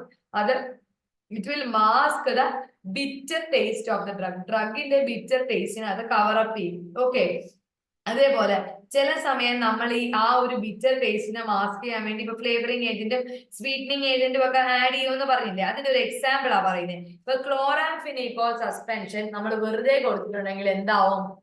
അത് ക്ലോറാംഫെനിക്കോൾ ഒരു ബിറ്റർ ടേസ്റ്റ്, അല്ലെങ്കിൽ ആളുകൾക്ക് കഴിക്കാൻ പറ്റാത്ത ഒരു ടേസ്റ്റ് ആവും. പക്ഷെ ക്ലോറാംഫെനിക്കോൾ പാൽമിറ്റേറ്റ് കൊടുത്താലോ ഒരു പ്രോബ്ലം ഇല്ല, ആ ഒരു ടേസ്റ്റിനെ മാസ്ക് ചെയ്തുകൊണ്ട് നമുക്കത് കൊടുക്കാനായിട്ട് പറ്റും. ഓക്കെ, സോ അതുകൊണ്ട് തന്നെ ഇപ്പൊ സസ്പെൻഷൻസ് നമുക്ക് മാർക്കറ്റിൽ ആന്റിബയോട്ടിക്സ് ഒക്കെ പൗഡർ ഫോമിലും കാണാൻ പറ്റാറുണ്ട്. ഇവരെ നമുക്ക് എന്ത് ചെയ്യാം? ഈ പൗഡർ ഫോമിന് സ്യൂട്ടബിൾ ആയിട്ടുള്ള ഡയലുവന്റ് യൂസ് ചെയ്തിട്ട് മിക്സ് ചെയ്തിട്ട് നമുക്ക് എന്ത് ചെയ്യാം? യൂസ് ചെയ്യാം. ആന്റിബയോട്ടിക്സ് ആസിത്രോമൈസിൻ, അമോക്സിൻ ഒക്കെ സസ്പെൻഷൻ ആയിട്ട് കാണാറുണ്ടല്ലോ അല്ലെ? അതൊക്കെ സസ്പെൻഷൻസ് ആണ്, നമ്മൾ റീകോൺസ്റ്റിറ്റ്യൂട്ട് ചെയ്തെടുക്കുകയാണ് ചെയ്യുന്നത്. ഇനി അഡ്വാൻറ്റേജ് നോക്കാം. Easily to swallow, even though dispersed ഫേസിലുള്ള സസ്പെൻഡ് പാർട്ടിക്കിൾസ് പോലും ഒരു ബുദ്ധിമുട്ടുണ്ടാക്കാത്ത രീതിയിൽ നമുക്ക് we can easy to swallow the suspend insoluble medicament. രണ്ട്, the insoluble derivatives in suspension is more palatable than soluble derivative in solution. അതായത് ഒരു സസ്പെൻഷനിൽ ഡിസോൾവ് ചെയ്യാതെ ഇൻസോൾബിൾ ആയിട്ട് കിടക്കുന്ന ഒരു ഡെറിവേറ്റീവ് ആയിരിക്കും നമുക്കൊരു സോലുബിൾ ഡെറിവേറ്റീവ്. ഒരു സസ്പെൻഷനിലുള്ള സോലുബിൾ ഡെറിവേറ്റീവിനേക്കാളും നമുക്ക് കഴിക്കാൻ എളുപ്പം ഈ ഇൻസോൾബിൾ ആയിട്ടുള്ള ഡെറിവേറ്റീവ് ആയിരിക്കും. ഇനി സസ്പെൻഷന്റെ അടുത്തൊരു എക്സാമ്പിൾ ആണ് കാവോലിൻ, ചാൽക്ക് പോലെയുള്ള ഇൻസോൾബിൾ പൗഡേഴ്സ്. ബൾക്കി ആയിട്ടുള്ള ഇൻസോൾബിൾ പൗഡേഴ്സ് നമുക്ക് എന്തായിട്ട് കൊടുക്കാം? സസ്പെൻഷൻ ആയിട്ട് കൊടുക്കാം. അത് എന്തായിട്ട് ആക്ട് ചെയ്യും? It will act as adsorbent. Okay, it will act as adsorbent of toxins. Then powders will act as to reduce acidity in the GI tract. GI tract ഉള്ള അനാവശ്യമായിട്ടുള്ള ടോക്സിൻസിനെ എല്ലാം അബ്സോർബ് ചെയ്യുകയല്ല ചെയ്യുന്നത്, അഡ്സോർബ് ചെയ്യാനായിട്ട് ഈ ഇൻസോലബിൾ പൗഡേഴ്സ് നമ്മളെ സഹായിക്കും. അടുത്തത് disadvantages. Disadvantage എന്താ? എല്ലാത്തരം സസ്പെൻഷനും ഉപയോഗിക്കുന്നതിന് മുമ്പ് നമ്മൾ we have to shake it before use അല്ലെ, അല്ലെങ്കിൽ എന്ത് ചെയ്യും, താഴെ വന്നിട്ട് എല്ലാം കൂടെ കട്ട പിടിച്ചിട്ട് കേക്ക് ആയിട്ട് മാറാനുള്ള സാധ്യതയുണ്ട്. ദെൻ ആക്യുറസി നമുക്ക് വിചാരിക്കാൻ പറ്റില്ല, ആക്യുറസി അത്ര റിലയബിൾ അല്ല. കാരണം ഡിസ്പേഴ്സ്ഡ് ഫേസ് ഈക്വൽ ആയിട്ടാണോ നമ്മൾ എടുത്ത ഡോസിനകത്ത് വന്നിരിക്കുന്നത് നമുക്ക് പറയാൻ പറ്റില്ല. മൂന്നാമത്തെ സ്റ്റോറേജ് ഓഫ് സസ്പെൻഷൻ എന്ന് പറയുന്നത്, the storage of suspension may lead to change in dispersed system, especially when there is fluctuations in temperature. ടെമ്പറേച്ചറിൽ ഫ്ലക്ച്വേഷൻസ് ഉള്ള സമയം നമ്മൾ അതിന്റെ സ്റ്റോറേജ് വളരെയധികം ശ്രദ്ധിക്കണം. കാരണം ടെമ്പറേച്ചർ ഫ്ലക്ച്വേഷൻസ് ഉണ്ടെങ്കിൽ നമ്മുടെ സസ്പെൻഷൻ പെട്ടെന്ന് ചീത്തയായി പോകാനുള്ള സാധ്യതയുണ്ട്. ഓക്കെ, നെക്സ്റ്റ് നമ്മള് പേരൻട്രൽ സസ്പെൻഷൻസിന്റെ പരിണാമം. പേരൻട്രൽ എന്തിനാ ഉപയോഗിക്കുന്നത്? നമ്മൾ IV ലൈനിൽ അഡ്മിനിസ്റ്റർ ചെയ്യാനായിട്ട് അല്ലെ. സോ നമ്മള് പേരൻട്രൽ റൂട്ടിൽ അഡ്മിനിസ്റ്റർ ചെയ്യുന്ന സസ്പെൻഷൻസ് ആണ് പേരൻട്രൽ സസ്പെൻഷൻസ്. അതിന്റെ മേജർ ആയിട്ടുള്ള പ്രത്യേകത എന്താണ്? പാർട്ടിക്കിൾ സൈസാ. പാർട്ടിക്കിൾ സൈസ് എന്തായിരിക്കണം? ആ ഒരു നീഡിൽ കൂടെ പാസ് ചെയ്യാനുള്ള പാർട്ടിക്കിൾ സൈസേ ഉണ്ടാവാൻ പാടുള്ളൂ. ദെൻ രണ്ടാമത്തെ point, there should not be any crystal growth. Okay, സ്റ്റോറേജിന്റെ സമയത്ത് അവിടെ ഒരു തരത്തിലുള്ള ക്രിസ്റ്റൽസും ഉണ്ടാവാൻ പാടില്ല, ക്രിസ്റ്റൽ ഗ്രോത്തും ഉണ്ടാവാൻ പാടില്ല സ്റ്റോറേജിന്റെ സമയത്ത്. ദെൻ പാർട്ടിക്കിൾസിന്റെ കോൺസെൻട്രേഷൻ എന്ന് പറയുന്നത്, അതായത് ഇപ്പൊ കണ്ടിന്യൂസ് ഫേസും ഡിസ്പേഴ്സ്ഡ് ഫേസും ഉണ്ട് അല്ലെ. ഡിസ്പേഴ്സ്ഡ് ഫേസ് എന്ന് പറയുന്നത് സോളിഡ് പാർട്ടിക്കിൾസ് ആണ്. അപ്പൊ ഈ സോളിഡ് പാർട്ടിക്കിൾസ് മൊത്തം സസ്പെൻഷന്റെ 0.5 to 30% ഉണ്ടാകാൻ പാടുള്ളൂ. അതായത് 0.5നേക്കാൾ താഴെ പോകാനും പാടില്ല, 30%നേക്കാൾ മുകളിൽ പോകാനും പാടില്ല. And the viscosity of the suspension should not interfere with its flow through syringe needle. അതായത് സസ്പെൻഷന്റെ വിസ്കോസിറ്റി എന്ന് പറയുന്നത് ആ ഒരു നീഡിൽ കൂടെ ഈസിലി പാസ് ചെയ്യുന്നതായിരിക്കണം. ദെൻ സസ്പെൻഷൻസ് പേരൻട്രൽ ആയതുകൊണ്ട് തന്നെ നീഡ് ടു ബി സ്റ്റെറിലൈസ്. നല്ല സ്റ്റെറിലൈസേഷൻ പാറ്റേണിൽ കൂടെ പോയ സാധനങ്ങൾ മാത്രമേ നമുക്ക് എന്ത് ചെയ്യാൻ പറ്റുള്ളൂ?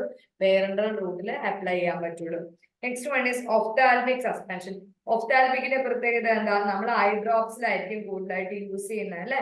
മിക്കവാറും ഉള്ള കേസില് drug insoluble in the desired solvent. Okay, ആ പർട്ടിക്കുലർ സോൾവെന്റില് ഈ ഡ്രഗ് ഇൻസോൾബിൾ ആണ് എങ്കിലാണ് നമ്മൾ അതിനെ എന്ത് ചെയ്യുന്നത്? ഒഫ്താൽമിക് സസ്പെൻഷൻ ആയിട്ട് മാറുന്നത്. അതേപോലെ ഇപ്പൊ ലിക്വിഡ് ഫോം ആണെങ്കിൽ ആ ലിക്വിഡ് ഫോം എന്തായിരിക്കും? ഈ പർട്ടിക്കുലർ ഡ്രഗ് അൺസ്റ്റേബിൾ ആയിട്ട് എക്സിസ്റ്റ് ചെയ്യും, അല്ലെങ്കിൽ ഇൻസോൾബിൾ ആയിട്ട് എക്സിസ്റ്റ് ചെയ്യുകയാണെങ്കിൽ അവരെ നമ്മൾ എന്തായിട്ട് മാറ്റും? ഒഫ്താൽമിക് സസ്പെൻഷൻ ആയിട്ട് മാറ്റും. ഇനി ഒഫ്താൽമിക് സസ്പെൻഷന് കുറച്ച് ക്രൈറ്റീരിയാസ് ഉണ്ട്. അതായത് പാർട്ടിക്കിൾ സൈസ് എന്ന് പറയുന്നത് it should be fine enough so that it should be non irritating to the eye. നമ്മുടെ കണ്ണിന് ഒരു തരത്തിലുള്ള ഇറിറ്റേഷനും ഉണ്ടാക്കാൻ പാടില്ല. സസ്പെൻഷൻ സ്റ്റെറിലൈസ്ഡ് ആയിരിക്കണം. സസ്പെൻഷൻ ഐസോട്ടോണിക് ആയിരിക്കണം. ആവശ്യത്തിന് വിസ്കോസിറ്റി ഉണ്ടായിരിക്കണം. അതേപോലെ it should be packed in suitable container so that it can be easily instilled in the eye. അപ്പം കണ്ണിൽ ഒഴിക്കാൻ പറ്റുന്ന ഒരു സൊല്യൂഷൻ പാറ്റേൺ ആയിരിക്കണം എന്തുണ്ടാവേണ്ടത്? ഐ സസ്പെൻഷൻസ് അല്ലെങ്കിൽ ഒഫ്താൽമിക് സസ്പെൻഷൻസ്. ഓക്കെ, ഇനി suspensions for external use. Okay, external യൂസിന് നമ്മൾ ഉപയോഗിക്കുന്ന സസ്പെൻഷൻസ് എന്ന് പറയുന്നത് ഏതൊക്കെയാണ്? ലോഷൻസ്, ഇൻഹലേഷൻസ്, ഇയർ ഡ്രോപ്പ്, ഇതൊക്കെ അതിന് എക്സാമ്പിൾസ് ആണ്. Okay, so lotions, inhalation, year drop എന്നൊക്കെ പറയുന്നത് the suspensions which are used for external use. അപ്പൊ ഇതിനകത്ത് എന്താണ്? ചെറിയ പാർട്ടിക്കിൾസ് ആയിരിക്കും. എക്സ്റ്റേണൽ യൂസ് അല്ലെ, ടു അവോയ്ഡ് ഗ്രിറ്റിനെസ്. ഒരു തരത്തിലുള്ള സ്കിൻ ഇറിറ്റേഷനോ അല്ലെങ്കിൽ എക്സ്റ്റേണൽ ഇറിറ്റേഷൻസോ ഉണ്ടാക്കാൻ പാടില്ല. പാർട്ടിക്കിൾ സൈസ് ചെറുത് മതി. Lotion containing suspension particles evaporate when applied to the skin, leaving a light deposit of medicament on the surface. അപ്പം ഇത് നമ്മൾ ലോഷൻ പ്രിപ്പയർ ചെയ്യുകയാണെങ്കിൽ ആ ലോഷന്റെ ലിക്വിഡ് പോർഷൻ അല്ലെങ്കിൽ സസ്പെൻഡ് ആയിട്ടുള്ള പാർട്ടിക്കിൾസ് എന്ത് ചെയ്യുന്നു? അവിടെ നിന്നിട്ട് ബാക്കിയുള്ള മെഡിക്കാമെന്റ് അവിടെ വന്നിട്ട് ബാക്കിയുള്ള ഫേസ് അവിടെ ഇവോപ്പറേറ്റ് ചെയ്ത് പോകുന്നു. എന്നിട്ട് അവിടെ ഒരു ഫിലിം ഉണ്ടാക്കുന്നു. Okay, Lotions are easy to apply and less messy than other semi-solid external preparations. മറ്റുള്ള എക്സ്റ്റേണൽ പ്രിപ്പറേഷൻസിനെ വെച്ച് കമ്പയർ ചെയ്യുമ്പോൾ ലോഷൻസ് എന്ന് പറയുന്നത് അപ്ലൈ ചെയ്യാനും ഈസിയാണ്, അത്ര മെസ്സിയും അല്ല. Okay, then calamic lotion is a suspension type preparation which is applied on the skin to protective effect. അപ്പൊ നമുക്ക് എക്സ്റ്റേണൽ യൂസ് സസ്പെൻഷന്റെ ഒരു എക്സാമ്പിൾ ആണ് എന്താ? കലാമിൻ. കലാമിന്റെ കണ്ടന്റ് എന്താ? കലാമിന്റെ കണ്ടന്റ് എന്താ? സിങ്ക് ഓക്സൈഡും ഫെറിക് ഓക്സൈഡും കേട്ടോ. സോ പ്രൊട്ടക്റ്റീവ് ഇഫക്റ്റ് ആയിട്ട് നമുക്ക് നിൽക്കുന്ന സസ്പെൻഷൻസ് ആണ്, suspensions used for external applications. Then lotions R applied for external applications. പക്ഷേ നമ്മൾ എവിടെ ഉപയോഗിക്കാൻ പാടില്ല? ബ്രോക്കൺ അല്ലെങ്കിൽ മുറിവുള്ളതോ അല്ലെങ്കിൽ ഇൻഫ്ലമേഷൻ ഉള്ള സ്കിന്നിലോ നമ്മൾ എന്ത് ചെയ്യാൻ പാടില്ല? ഈ സസ്പെൻഷൻ ഉപയോഗിക്കാൻ പാടില്ല ഫോർ എക്സ്റ്റേണൽ യൂസ്. ഇനി അടുത്ത ഒരു പ്രധാനപ്പെട്ട സാധനമാണ് ഫ്ലോക്കുലേറ്റഡ് ആൻഡ് നോൺ ഫ്ലോക്കുലേറ്റഡ് സസ്പെൻഷൻസ്. അപ്പം ഒരു സസ്പെൻഷൻ ഫ്ലോക്കുലേറ്റഡ് എന്ന് പറയണമെങ്കിൽ അവിടെ ഇൻഡിവിജ്വൽ പാർട്ടിക്കിൾസ് എല്ലാം എന്ത് വേണം?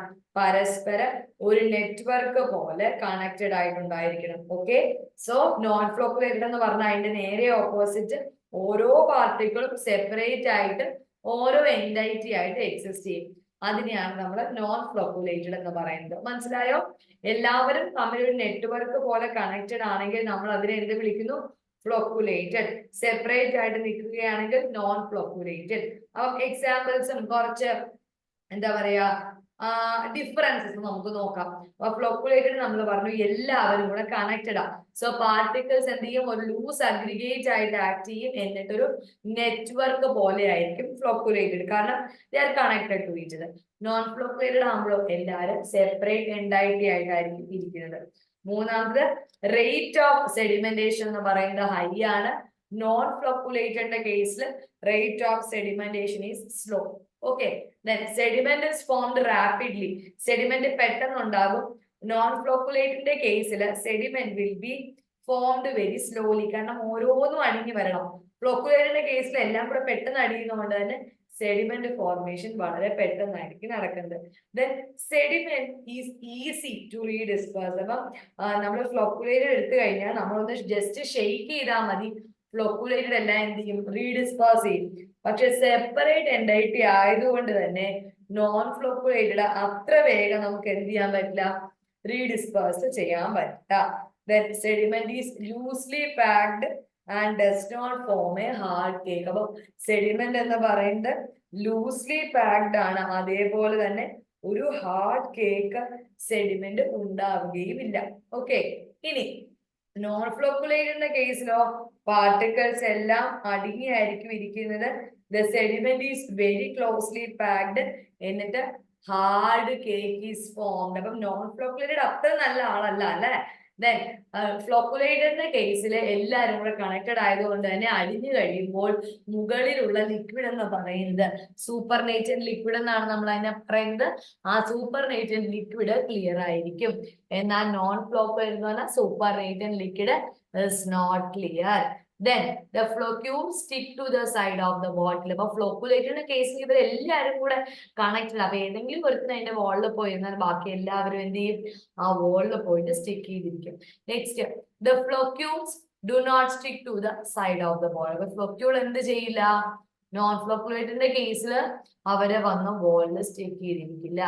Then floculated suspension എന്ന് പറഞ്ഞാൽ it is not pleasing in appearance. So suspension is not pleasing in appearance. പക്ഷെ നോൺ ഫ്ലോക്കുലേറ്റിന്റെ കേസിൽ നമ്മൾ പറഞ്ഞു അത് കാണാൻ എന്തുണ്ടാവും?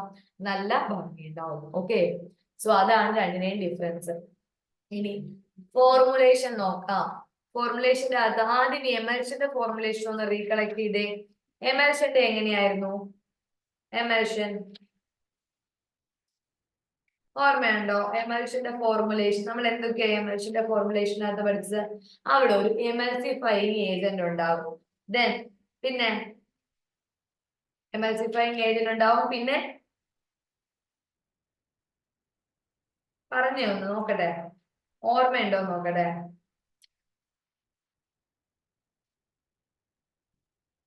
അതിപ്പോ ഏതാണോ നമ്മൾ യൂസ് ചെയ്യുന്ന സസ്പെൻഷൻ അതനുസരിച്ചായിരിക്കും അല്ലെ എമൽസിഫയിങ് ഏജന്റ്. ഫോർ എക്സാമ്പിൾ ഇപ്പം വാട്ടർ ബേസ്ഡ് ആണെങ്കിൽ വാട്ടർ ബേസ്ഡ് എമൽസിഫയിങ് ഏജന്റ് ആയിരിക്കും. പിന്നെ നമ്മൾ ആഡ് ചെയ്യുന്ന ഏജന്റ് ഏതാണ്? പ്രിസർവേറ്റീവ് അല്ലെ. ഇപ്പൊ benzoic acid, methyl paraben, propyl paraben, ക്ലോറോഫോമർ, chlorocresol, cetrimide, phenyl mercuric nitrate അല്ലെ ഫീനൈൽ മർക്യൂറിക് അസറ്റേറ്റ് പോലെയുള്ള preservatives. Then gallic acid, tocopherol, propyl gallate, ascorbic acid പോലെയുള്ള antioxidant. Okay. Then flavouring ഏജന്റുകളൊക്കെ ആയിരുന്നു എമൽഷന്റെ ഇതിനകത്ത് വരുന്നത്, നമ്മുടെ ഫോർമുലേഷനകത്ത് വരുന്നത്. ഇനി നമ്മൾ സസ്പെൻഷനാ പറയാൻ പോകുന്നത്. സസ്പെൻഷനകത്ത് ആരൊക്കെ വേണം? ഫ്ലോക്കുലേറ്റിംഗ് ഏജന്റ് വേണം, തിക്കനിങ് ഏജന്റ് വേണം, then natural polysaccharide, gum acacia, tragacanth, starch, sodium alginate, semi synthetic methyl cellulose, clay inorganic ആണ്, ക്ലേയ, ammonium hydroxide, synthetic agent carbomer, colloidal, silicon dioxide, wetting agent, preservative, organoleptic additives, ഇത്രയും സാധനങ്ങൾ വേണം. Okay. So ഇത് നമുക്ക് നല്ലതുപോലെ പഠിക്കേണ്ട ഏരിയ, കാരണം ക്വസ്റ്റ്യൻസ് വരും. Then method of dispensing suspensions, എങ്ങനെയൊക്കെ നമുക്ക് ഇതിനെ ഡിസ്പെൻസ് ചെയ്യാം.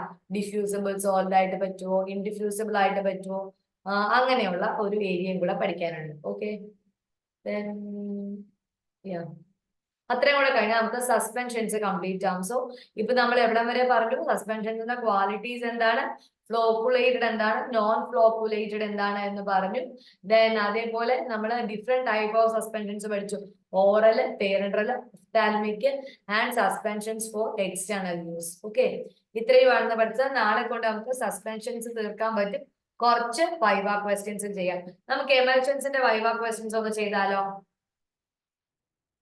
എമൽഷന്റെ ക്വസ്റ്റ്യൻസ് ചെയ്താലോ? ഞാൻ ചോദിക്കട്ടെ, നിങ്ങൾ പറയുവോ? Emulsions are the dash form of medicament. Okay. Question ഒന്ന് കേട്ടെ, ആൻസർ ചെയ്തേ ഒന്ന്. Emulsions are the dash form of medicament. Solid, monophasic, biphasic, semi-solid. ഏതാ? Biphasic. Next question. An emulsion contain two immiscible dash, one of which is dispersed at minute globules into the other. എന്താണ്? Liquid, solid, both of these, none of these. ഏതാ? Liquids. അപ്പൊ ഈ suspension contain two suspension ഒരു ലിക്വിഡും ആയിരിക്കും, ലിക്വിഡോ അല്ലെങ്കിൽ ഒരു semi സോളിഡോ ആയിട്ടായിരിക്കും അല്ലെ ഡിസ്പേർഷൻ മീഡിയം വരുന്നത്. Next, which particle is converted into minute globule in emulsion in act as dispersed phase? Solid, liquid, semi solid, none of them. Liquid. അപ്പം എമൽഷൻ സംബന്ധിച്ച് dispersed ഫേസും കണ്ടിന്യൂസ് ഫേസും രണ്ടും എന്ത് തന്നെയാണ്? Liquid. Okay. Then in emulsion, the liquid in which the globules are dispersed act as dash phase. ഈ dispersed phase കിടക്കുന്ന medium എന്താണ് എന്നാണ് ചോദ്യം. Disperse, continuous, both, none. Continuous അല്ലെ. So the liquid in which globules are dispersed നമ്മൾ എന്താ വിളിക്കുക? Continuous. Water is added to the two immiscible liquid to disperse for a long period. അതായത് emulsion stable ആയിട്ട് നിൽക്കാനായിട്ട് നമ്മൾ ആഡ് ചെയ്യുന്ന agent ഏതാണ് എന്നാണ് ചോദ്യം. സസ്പെൻഡിങ് ആണോ, എമൽസിഫയിങ് ആണോ, ഫ്ലേവറിംഗ് ആണോ, കളറിംഗ് ആണോ? Emulsifying agent. Next question. When emulsifying agent is added, it forms a dash around the globules to scatter them indefinitely in the continuous phase to form a stable emulsion. അതായത് ഒരു എമൽഷന്റെ അകത്തേക്ക് നമ്മൾ എമൽസിഫയിങ് agent add ചെയ്യുമ്പോൾ അവൻ എന്താണ് ചെയ്യുന്നത്? അവൻ ഏതോ ഒരു പാർട്ടിക്കിളിന്റെ, അതായത് ഒന്നെങ്കിൽ കണ്ടിന്യൂസ് ഫേസ് ആയിരിക്കാം അല്ലെങ്കിൽ ഡിസ്പേഴ്സ്ഡ് ഫേസ് ആയിരിക്കും. എവിടെയായിരിക്കും പോയിട്ട് ഒരു കോട്ടിംഗ് ഉണ്ടാക്കുക? ഡിസ്പേഴ്സ്ഡ് ഫേസ് ആയിരിക്കും അല്ലെ. അപ്പൊ ഡിസ്പേഴ്സ്ഡ് ഫേസിന് ചുറ്റും അത് എന്ത് ചെയ്യും? ഒരു തിൻ ഫിലിം കോട്ട് ചെയ്യും. ആ തിൻ ഫിലിം ആണ് അതിനെ ആ എമൽഷന്റെ സ്റ്റേബിൾ ആക്കി നിർത്താനായിട്ട് സഹായിക്കുന്നത്. ക്ലിയർ ആണോ? Next one, the globule size in emulsion varies from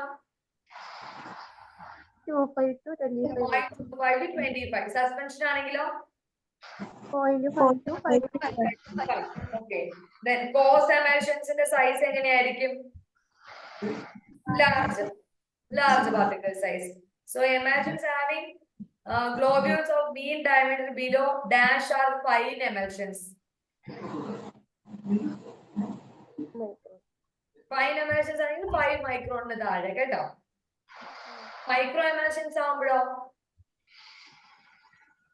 10 നാനോമീറ്ററിനേക്കാൾ താഴെ കേട്ടോ. 5 മൈക്രോമീറ്ററിനേക്കാൾ താഴെയായിരിക്കും ഫൈൻ emulsions. മൈക്രോ emulsions എന്ന് പറഞ്ഞാൽ 10 നാനോമീറ്റർ കേട്ടോ. Then features of micro emulsions. Okay, micro emulsionsന്റെ ഫീച്ചർ എന്തൊക്കെയായിരിക്കും ഒന്ന് ഓർത്ത് പറഞ്ഞേ. ഞാൻ എടുത്തു പറഞ്ഞതാണ് നിങ്ങളുടെ മൈക്രോ emulsions ഒക്കെ നമ്മൾ പ്രത്യേകം പഠിക്കണം എന്നൊക്കെ പറഞ്ഞ. എന്താ മൈക്രോ emulsions? Particle size കുറവാണ്. പാർട്ടിക്കിൾസ് 10 നാനോമീറ്ററിനേക്കാൾ താഴെയായിരിക്കും, മിൽക്കി ആയിരിക്കും, ട്രാൻസ്പെറന്റ് ആയിരിക്കും. ആ മിൽക്കി നേച്ചറിന്റെ കാര്യം എന്താണ്? വൈറ്റ്നെസ് ഓഫ് ദ എമൽഷൻ അത് കാരണമാകും. അത് റിഫ്ലക്ഷൻ അല്ലെങ്കിൽ റിഫ്രാക്ഷൻ അറ്റ് മെനി ഇന്റർഫേസ് ആയിരിക്കും അല്ലെ.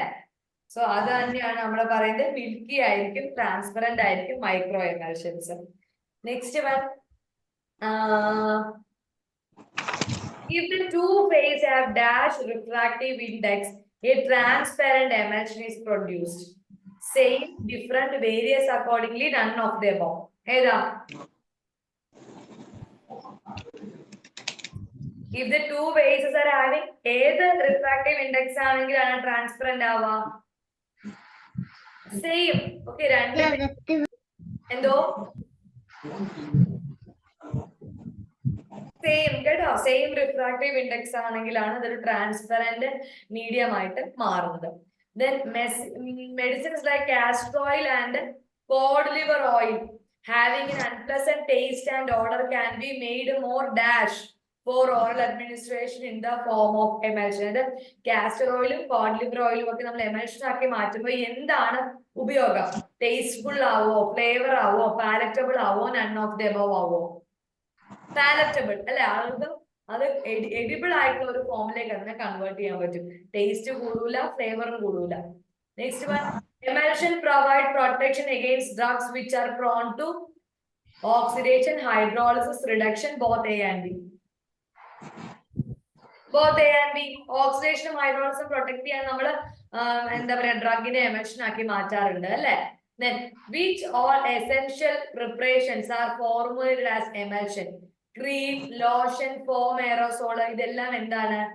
എമൽഷന്റെ ഡിഫറെന്റ് ഫോംസ് ആണ്. ഓക്കെ, എങ്ങനെയുണ്ട് ക്വസ്റ്റ്യൻസ് ചെയ്തിട്ട്? പഠിച്ചൊക്കെ ഓർമ്മ വരുന്നുണ്ടോ?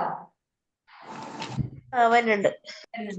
Which among the following is a divalent base used in water in emulsion? Magnesium, sodium, potassium, ammonia. Magnesium. Simple അല്ലേ? അപ്പം ഇങ്ങനെയാണ് ക്വസ്റ്റ്യൻസ് വരുന്നത്. നമുക്ക് എല്ലാ ദിവസവും കുറച്ച് ക്വസ്റ്റ്യൻസ് ഇതുപോലെ ക്ലാസ്സിന്റെ ഇടയ്ക്ക് തന്നെ ചെയ്യാം. ഇപ്പം സ്യൂട്ടിക്സ് എന്നൊക്കെ പറഞ്ഞു കഴിഞ്ഞാൽ നമുക്ക് ഒന്നും പേടിക്കേണ്ട.